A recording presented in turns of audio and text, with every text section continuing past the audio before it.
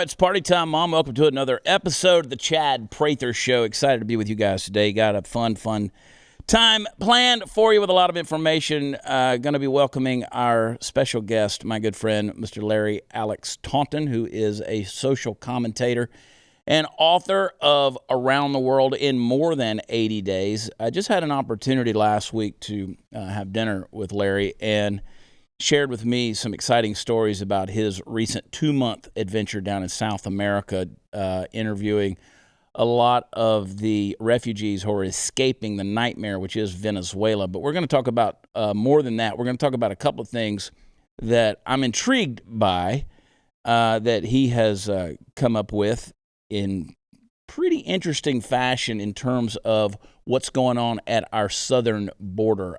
Pretty good information coming from Larry right now, and I'm excited to be able to have this conversation because I think it's going to be a very eye-opening thing because this is a hotbed topic right now. As we all know, we're in the middle of a crisis. We are in the mothership, which is Studio 22. Chance, the soulless ginger rapper, is driving us into the nether regions of all things southern border. What do you think about that, Chancey? Yeah, feel good about it? And Candice, the queen of the Ethiopians, our resident expert, subject matter expert on the southern border. Don't look at me like that. It's bugging me. It really is. I had a guy on social media the other day who told me that nationalism is bad. It's a thing of the past. Borders are bad. We shouldn't have borders. And I said, well, what's your address? And he said, I'm in New Braunfels, Texas. Just come on down anytime. And I was like, no, I got some people that want to stay with you. And he said, we got plenty of property for them. And I said, well, it's interesting you say that because that presupposes that you have private property, and that means you have borders around your property. You have property lines. You probably have a fence around that property. You probably have no trespassing signs on that property. You probably have locks on the doors of the house on that property. So it's interesting how we apply certain things to a nation when we don't have to take responsibility for it, such as this immigration crisis that's going on at our southern border. And whenever you apply it to people's personal property, it's a whole different scenario. And I've had folks who have said, it doesn't matter about my personal property. That's different when you're talking about the nation, and we've got to be a people of compassion, all that. Oh, I'm all for us being a people of compassion as long as we do it the right way and do it legally. Because if we don't do things legally, then we're going to have a nightmare of a situation, and we're already starting to see that happen at the southern border. And it's amazing so many things are going on right now in the news to get our eyes off of this crisis. And we've had, the shootings that have happened, the tragic situation there, and we've had various other issues that have gone on that, still with the coronavirus, still with the pandemic talk and all of this, that it's kind of taking our eyes off of what's happening. We can't take our eyes off of it, especially those of us here in the state of Texas. We can't. And I've called consistently on the governor and those who are in authority here as elected representatives in our great state of Texas to do something, to do more, to do anything. Right now, it's been a lot of talk. I mean, you can send people down, you can send National Guard down, you can send, you can support ICE agents and Border Patrol agents. You can do all of that stuff, grant lip service. But at the end of the day, we've got to shut these borders down right now. And I know I'm going to catch a lot of people out there who are going to tell me that I'm full of hate or whatever. No, I'm not. I want the right people coming into this country. I do. But when you see human traffickers making $14 million a day, these people who are getting people across the border making $14 million a day last month alone, you got a problem. You're seeing the footage that's going on. They're not allowing much, but there's footage of people who are in these quote-unquote reception centers. They are 729%, 730% to capacity right now. Children are having to take turns sleeping on the floor. This is a bad situation, very bad situation down there. And don't forget, human trafficking isn't the only problem that's going on at the southern border. Don't forget the drug running and the introduction of illegal drugs that are coming into the country, and the various things to do with that. So it's a bad situation, folks. We're going to get into it. We're going to talk about some of it today. There's two things that I believe conservatives and Christians are missing the boat on, and one is this immigration situation, this border crisis, but also the way we're educating our citizens these days. We're doing these things wrong. We're going to talk about that today with Larry Alex Taunton. Hey, TAC Pack is the premier monthly subscription box for military, tactical, prepper, and Second Amendment enthusiasts. For just $49.95 a month, you get at least $100 worth of gear from different companies like 511, Sons of Liberty, Gunworks, Mission First, Tactical, ArmaSpec, and a whole lot more. They're going to send you AR-15 parts and accessories, EDC tools, knives, and gear to keep you prepared for when the poo hits the fan. And the March Pack is a perfect jumping in point to see what these boxes are all about. A lot of variety in this one. 7 items total, a total that includes range gear, tools, EDC, apparel, and a whole lot more. Go to tacpack.com. Use promo code CHAD, I spell it Chad, at checkout to receive a free extra bag of tactical goodies shipped out with your first pack. Don't wait. They're flying off the shelves. They always sell out before the deadline, and it happens every single month. So you need to sign up today. TACpack.com. That's TAC pack.com. TACpack.com. Use offer code CHAD, and we will be right back.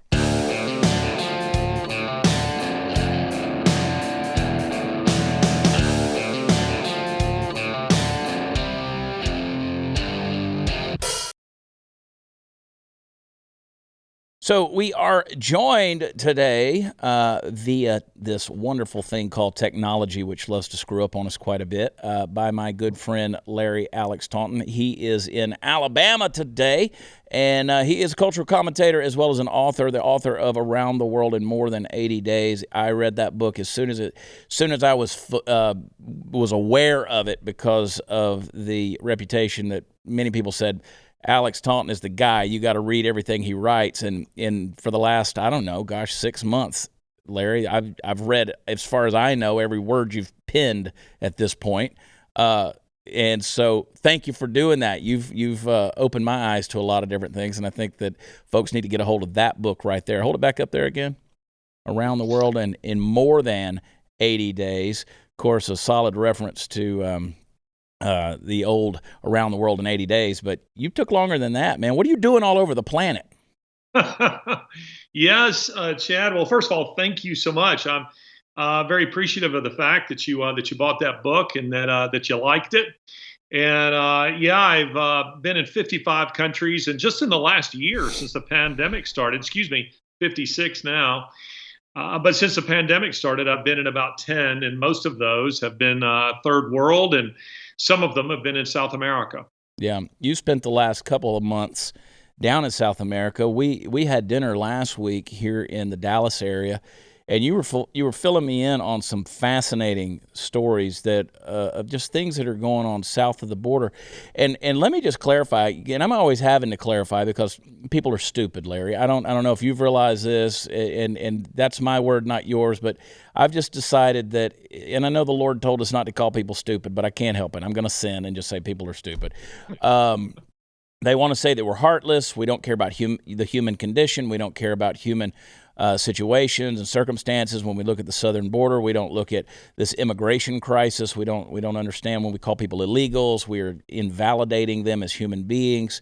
But nothing could be further from the truth. There's some really good people in Mexico, Central America, South America, folks that are going through a lot of things, folks that honestly, there's some folks here in this country that I'd love to trade out for those folks, quite honestly. And you had an opportunity to sit down for a couple of months, actually.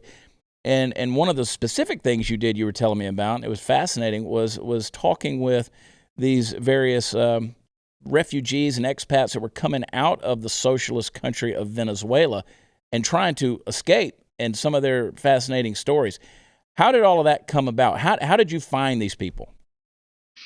Well, first of all, let me say to your listeners, Chad, you're a generous guy. Thank you for buying that great steak, the other night. It was terrific, and it was good. We both just made enough, heterosexual flirtations with the waitress just to make it very clear that we were not a gay couple. We were not a couple. We were not there as a couple. So it was a great time, and I enjoyed talking to you. Yes, I think that what's happening south of the border I think that Republicans, I mean, Democrats don't really care. I mean, they just want to use immigrants for their own nefarious purposes.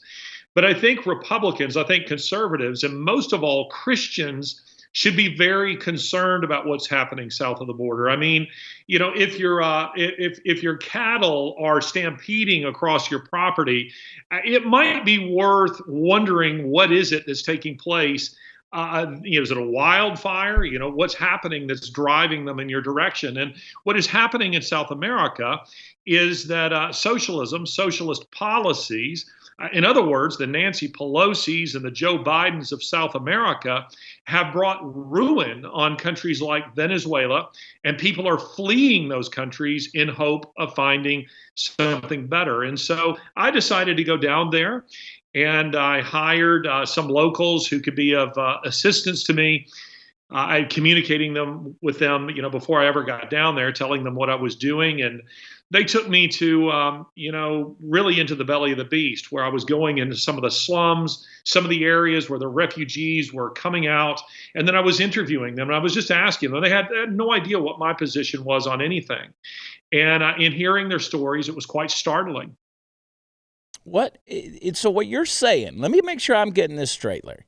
What you're saying is you went down to find the grass fire. You went down to see what was making the cattle stampede. You went looking for the results and the tragic results of that, of socialism, and you found human beings who live, breathe, and bleed just like me and you, who are trying to get away from this utopia, this fantastic, everybody's equal, everybody should have all things. I mean, weren't they told that socialism was going to solve all of society's ills in their country? You know what was very interesting about that, Chad, is that I was surprised, first of all, to discover that these were people who wanted to go home. Mm-hmm. They want to live in their country. Do you remember that interview that got so much attention a few years ago after Trump was bombing over in Syria, and a Syrian, you know, came on CNN and he was saying thank you to Trump. Yeah. And he was saying, I want to go home to my country. That's where I want to live. And the CNN interviewer was trying to, you know, shut off the interview because didn't really like what he was saying. This is the kind of thing that we're seeing here. We're not really hearing the full story. According to Democrats, what you'll be told, have you seen this, that it's global warming that's causing the border crisis. Have you seen this? Yeah. I mean, it's absolutely nuts. And no, that's not what you're seeing. You're seeing socialism, the very kind of policies that Democrats are trying to implement in this country. Those are the policies that are driving people out of their own countries. And, you know, they want to go home. They want to see the corruption end. Every time you use the word socialism, you'll see them get a real cynical look on their face or a cynical laugh, and they'll say, yeah, I mean, corruption, lies, unfulfilled promises. They hate it because they know what it is. Yeah. We toss around the word socialism, and we like to maybe put a little icing on that and say it's democratic socialism, as though that sweetens it in some way. But just the sheer mention of socialism to these folks, their response to that is, you know, they see the tragedy that this thing is. You know, when you're down there in Venezuela and you're eating zoo animals and you're eating the family pet, and now you're out of pets and zoo animals, there's no more food. You're digging through the garbage. You're going, but weren't these people? Let me just go back and clarify. Weren't they promised all of these good things like they're promising us in America today? Oh, yes. Free health care, free university education. You name it, it's free. And here's another thing.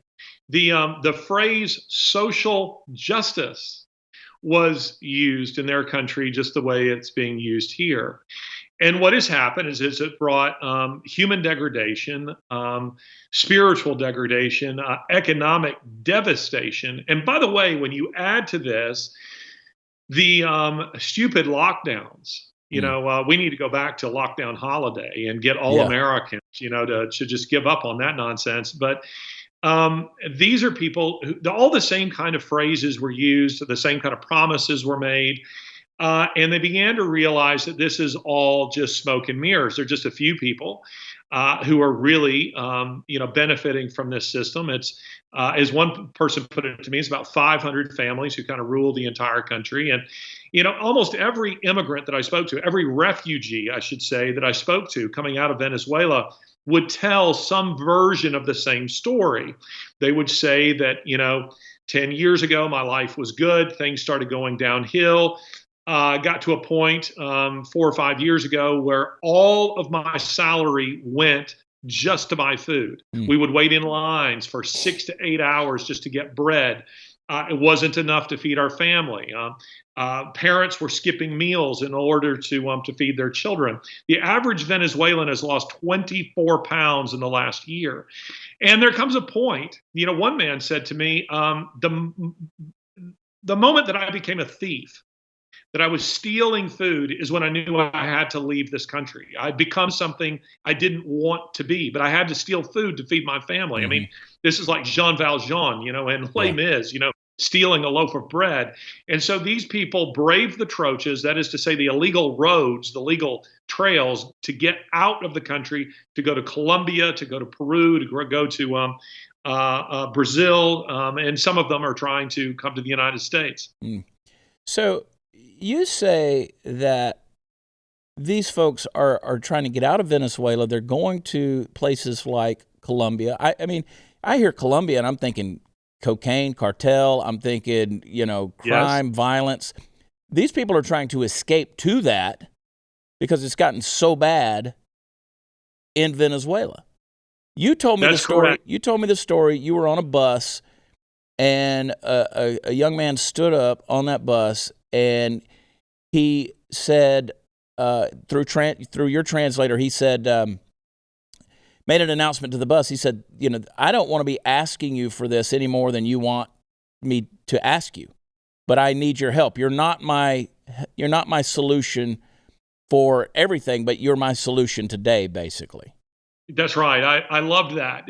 This kid, he didn't know about us, what I was doing. I'm just sitting on the bus, a city bus like anybody else. And here he is. Once the doors close, he starts to give a little mini lecture presentation to people on the bus. He was 16. And my translator, turned to me and he said, "Hey, this is one of the guys we want to talk to right here. He's telling them that he needs money, that he's begging on the streets, that his mother sells cookies on the streets, and he begs, and that together they try to make a living to support them and his little sister. He hopes to go to university. He hopes to have a better life." And he said that today, you're not my solution to my problem, but you are the solution to my problem today. Please help me. So we got off the bus with him. He's a sweet kid. And here he is telling me his story, wants to be a singer-songwriter. I recorded him singing a song. It's a beautiful song that I didn't fully understand the lyrics of, but my translator told me it deals with, the common things of broken hearts and love and girlfriends and this kind of thing. And, I thought, these people are the people that America was founded on, meaning these are people who are naturally conservative. They're family oriented. They're hardworking. Many of the people that I spoke to work. One woman, she told me she works 50. She's got a job and she works 7 days a week, but every 15th day she gets a day off. She works 10 hours a day.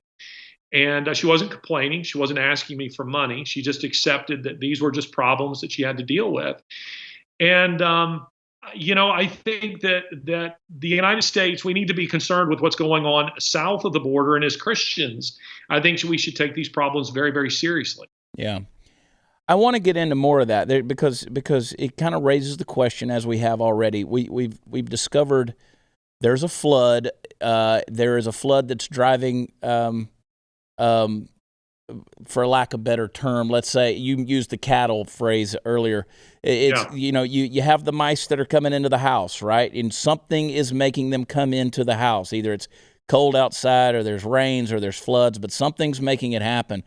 And I want to get down to that because the people who in America for years have criticized me for doing work in other countries and places, they've all said, well, you need to focus on the stuff that's our needs right here at home. And I've said, Yeah. well, the light that shines the farthest away usually shines the brightest at home. If we don't help people in some of these countries, it's going to be our problem soon enough, and that's kind of what you've established. So in the next segment, I want us to talk about that a little bit. Before we do it, we got to pay a bill here. What is your credit score? Most of us think that above 700 is good, below 700 is bad. That's not necessarily the case. It's National Credit Awareness Month. I didn't even know there was such a thing. Scoremaster knows that. And the new science in credit scores is inviting listeners, regardless of your credit score, to experience how quickly you can easily add the plus points you need to your credit score. I've seen it happen myself. How many points can you get? The average Scoremaster user adds 61 points to their score in 20 days or less. Many do this in just a few days. Imagine what 61 points added to your credit score can do. You can save a fortune when buying a car, financing a home or apartment, or buying anything on credit. Scoremaster puts you in control of your credit and finances. It's National Credit Awareness Month, folks. Sign up in 1 minute. See how many plus points you can add. With Scoremaster, you control your credit score. Visit scoremaster.com/Chad. That's scoremaster.com/Chad. We'll be back with Larry in just a minute.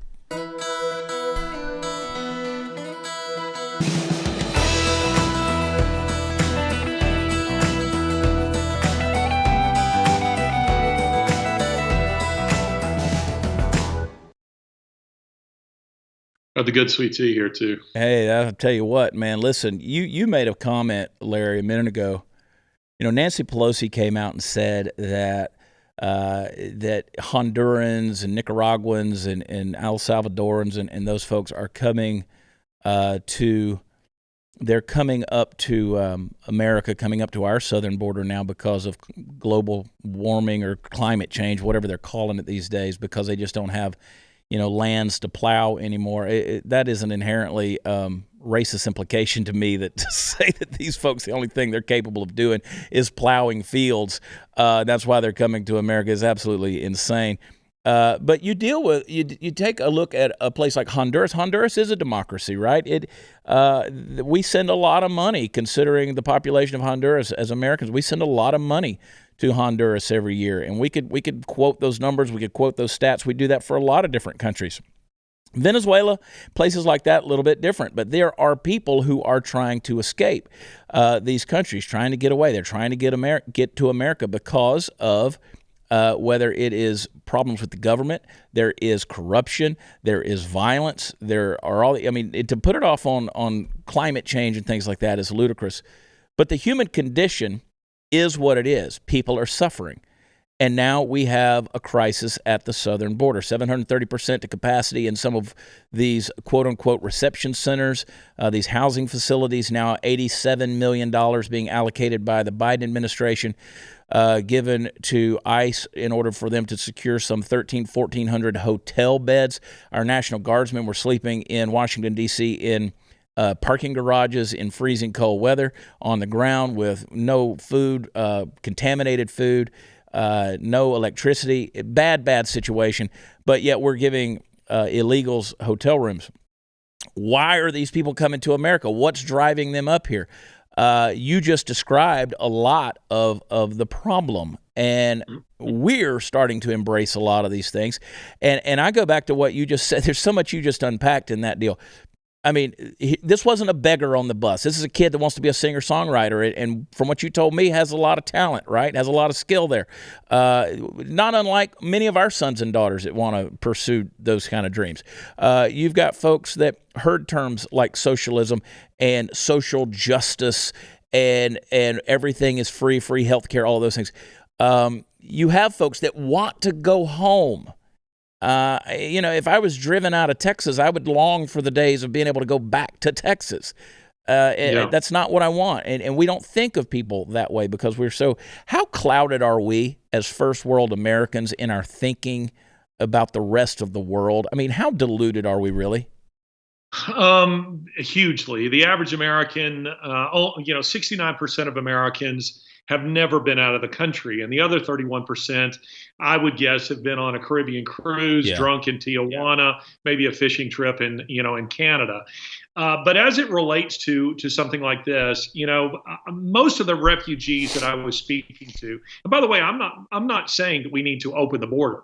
Sure. That has never been my argument. I think that we're in favor of the two of us. We're in favor of a sensible, legal immigration policy. I'm not interested in opening the border to Muslims. I'm not interested in opening the border to because they don't share our worldview. And by the way, I'm not in favor of letting criminal elements into the country. Right. However, most of the refugees that I was speaking to are the kind of people that we would want to come into America, because these are people who understand how precious and rare freedom is. They're willing to work for it. They're willing to fight for it. They're willing to defend it. Let me give you a glimpse of what these people endure. One kid I spoke to, another 16-year-old, and I've forgotten the name. I think I called him Rio in an article that I'm writing right now. I've anonymized him because he doesn't want the criminal elements to know his actual name. Right.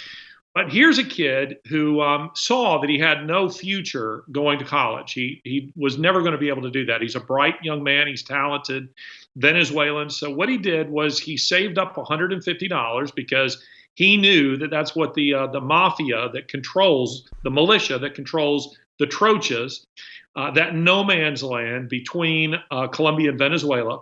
He knew that's what they were going to ask for. So he managed to scrape together a few dollars. He went into the trocha. He knew that he could get shot at any moment. Eventually, he was stopped by armed militia who beat him senseless, and then took everything that he had. He said that he had, a ring that his mother had given him, something else, and he said they took all of his money, and then they let him continue on. So he arrives in Colombia with nothing. His mother was already in Colombia. He lived with her for a little while. She loaned him $100, and with $100, he boarded what he called a pirate bus. What he means by that is that it's the name for a bus full of Venezuelan illegals. I mean, they were in Colombia illegally.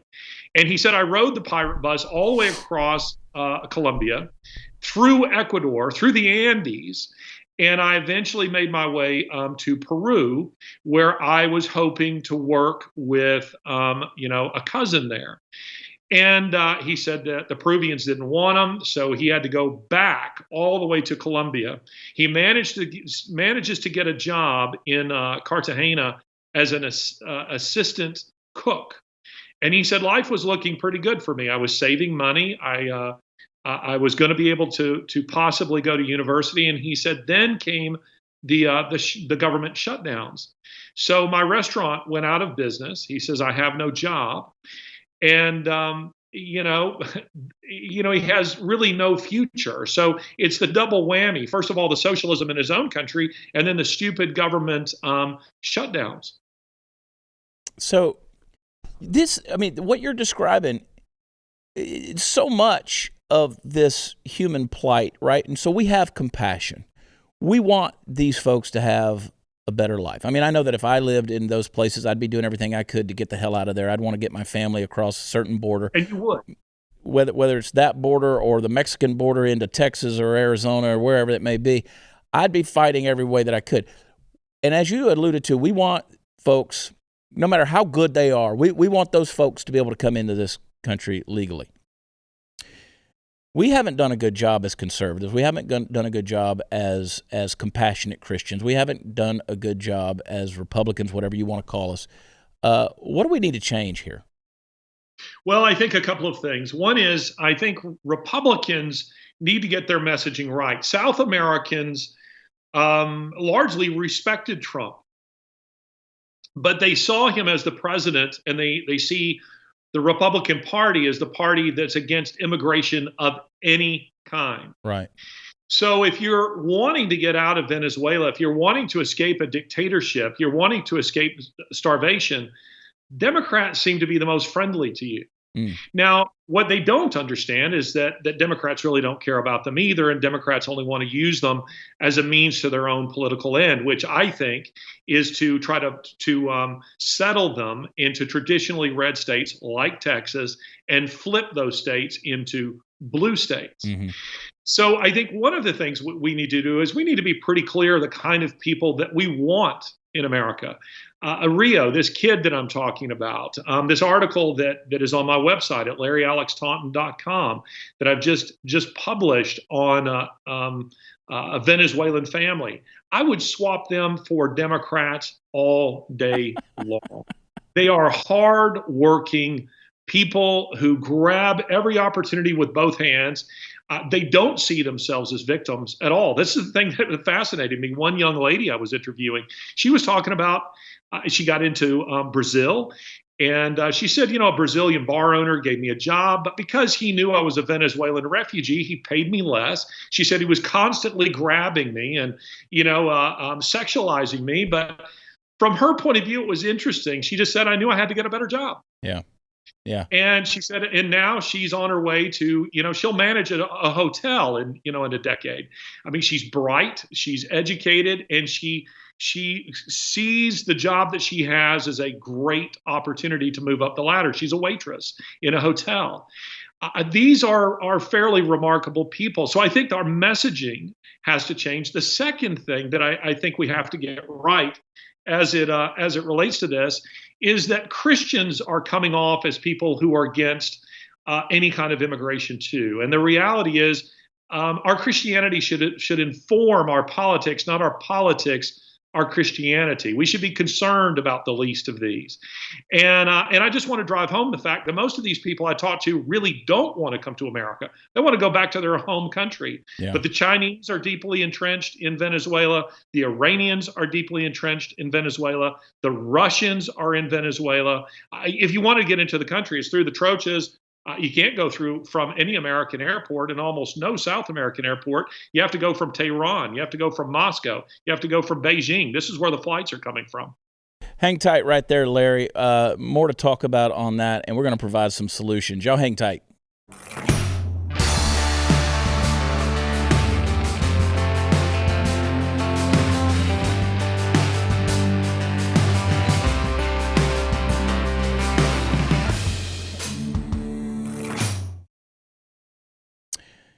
So here with Larry Alex Taunton, visit larryalextaunton.com. That's TAUNTON, larryalextaunton.com. You can also follow him on Twitter at Larry Alex Taunton.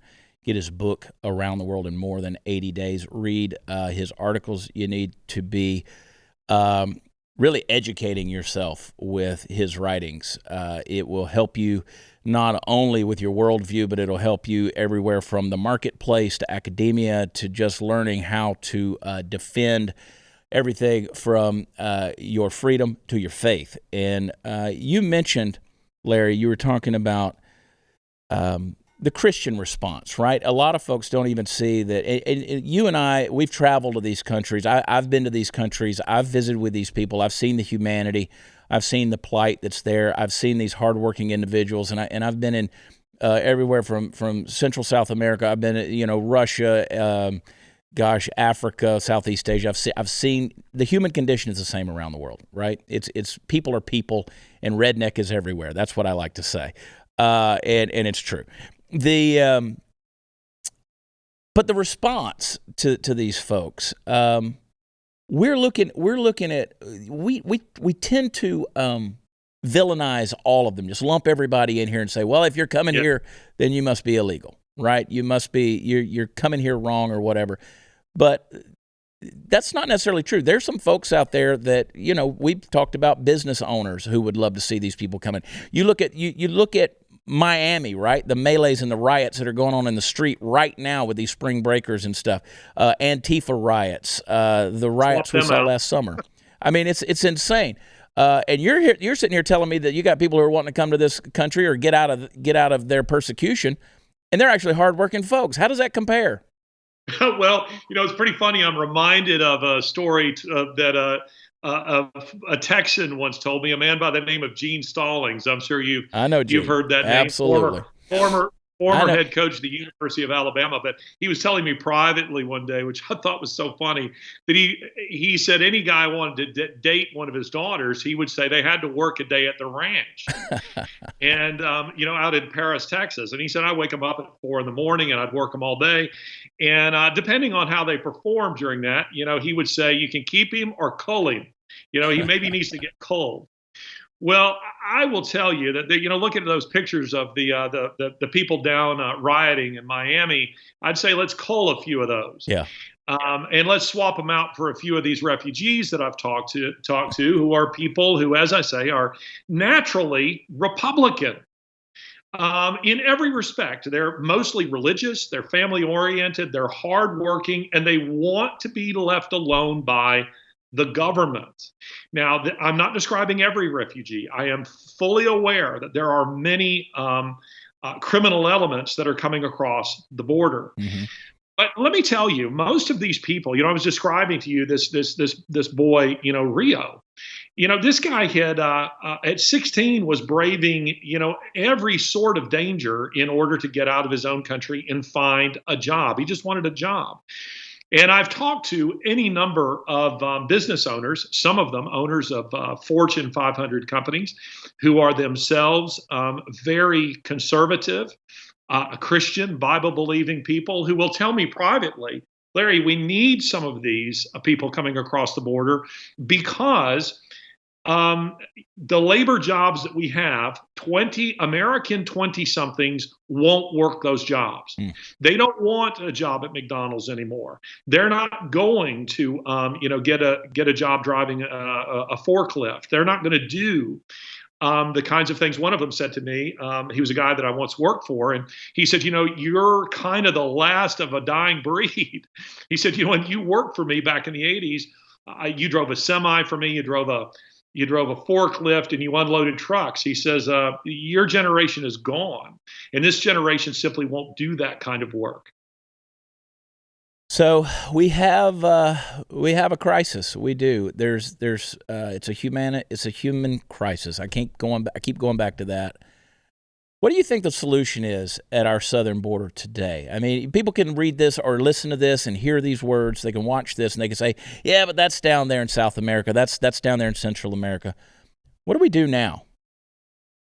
Well, I'm not opposed to, the building of a wall, but it's not ultimately the solution. Mm-hmm. I think that we have to look, kind of beyond that. And we need to make conditions in these countries, to the extent that we can, we need to help these people go home. Yeah. We need to assist in a regime change in Venezuela. That's what these people would tell you they want.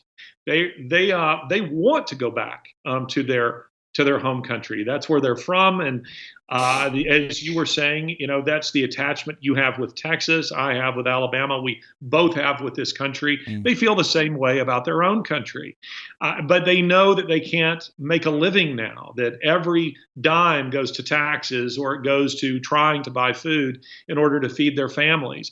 I think that there needs to be a much greater Christian effort, missionary effort in this part of the world. For instance, as I say, the United Nations has established these welcoming stations, as they call them, just across the border from Venezuela into Colombia. They're doing the same thing in Brazil. But I think Colombia is suffering the brunt of the refugee crisis in South America.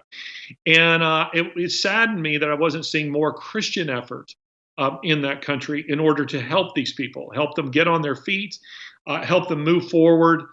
My wife and I, we found ourselves engaging with a number of these refugees. And one of the things that was, kind of fun was the fact that any effort to help them, it was very different than working with so many Americans, where it felt like you're pouring into a black hole. These were people who would do what you'd ask them to do. If you were telling them, if one of them wanted to learn English, you'd say, these are the things I want you to do. This is the book I want you to read. They would do it. The young man that I mentioned before, Rio, I got an interview with him at a 5-star hotel in Cartagena.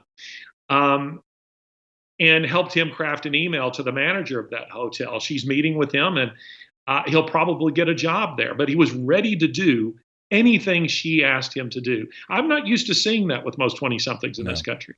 No, most of them are right now saying, well, we need to elect Joe Biden, who's promising us a $15 minimum wage and all of this other rhetorical nonsense that's never going to come to fruition. We've seen that over and over again. And that is the mindset that we have. I love what you said, Larry. We've got to make it where these folks can go home. That's as simple a solution as I know to summarize the whole thing. They're leaving for a reason. What can we do to make an environment whereby they want to go home? And unfortunately, we have an administration in the White House right now. It's not going to do that. They're encouraging this. They can say the borders are closed all they want, but the borders are open, and we're seeing that over and over again. And there's not a state in the union that's not being affected by this. No, absolutely. And, the people that I'm talking to in South America, they weren't coming to America for free stuff. Yeah. They were coming to America because they wanted to live free and they wanted an opportunity to flourish economically. You give them a chance at a job.